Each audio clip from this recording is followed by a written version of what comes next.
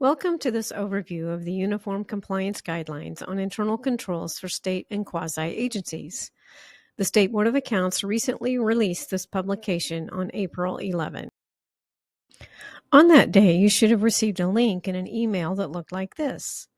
But if you did not get it or you cannot find it, you can also access the guidelines on our website on the state agencies page in the Uniform Compliance Guidelines section. The internal control guidelines are based on two well-known conceptual frameworks, the COSO Internal Control Integrated Framework and the GAO Green Book on Internal Controls in the Federal Government. Both frameworks use similar illustrations to show the interrelationship of the five components of internal control.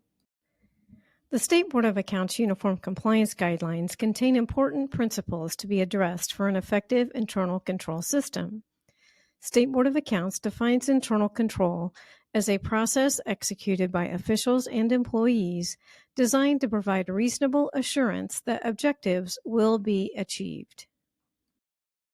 The guidelines are organized into three parts. Part 1 covers the five components of internal control. Part 2 provides ideas and best practices for the evaluation and development of internal controls.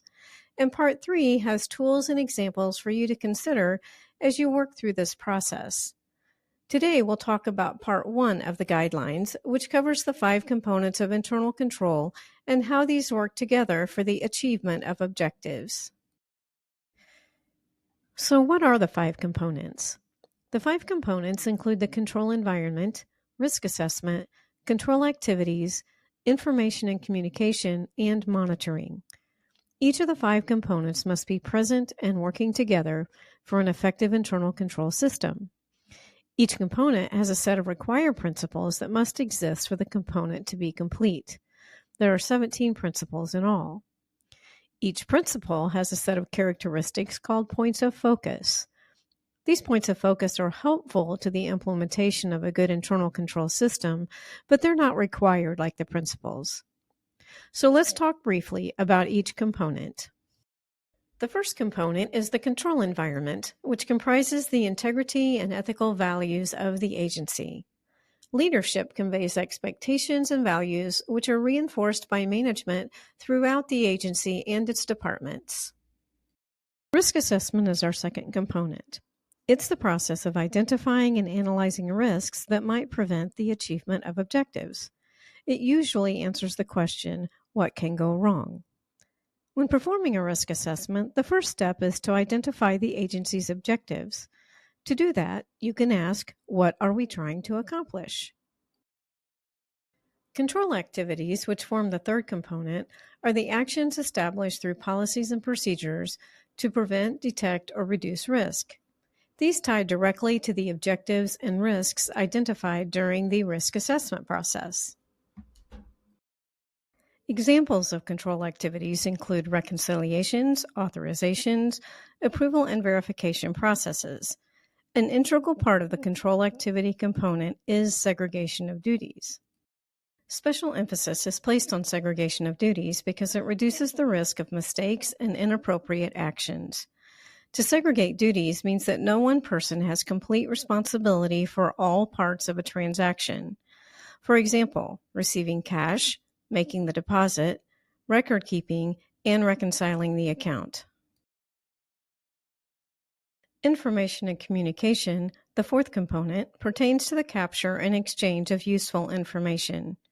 Information is necessary to carry out internal control responsibilities and support the achievement of objectives. Quality information is relevant, reliable, and timely. High-quality information must be conveyed both within the agency and to external parties. Finally, monitoring activities, our fifth component, evaluates whether each of the five components of internal control is present and functioning. This involves, among other things, setting benchmarks, reviewing trends, and performing evaluations. Monitoring involves a systematic process to determine whether controls in place are effective at achieving objectives. Now that we've covered the five components, I just have two more things. First, management should use a cost-benefit approach when implementing controls. Second, the internal control system must be documented. That includes written procedures and tangible evidence that procedures were performed. If you would like more information on the 5 components of internal control, the required principles or points of focus, start with Part 1 of the Uniform Compliance Guidelines on Internal Controls for State and Quasi-Agencies. You can also contact State Advisory Services. We would be happy to meet with you. Thank you for watching.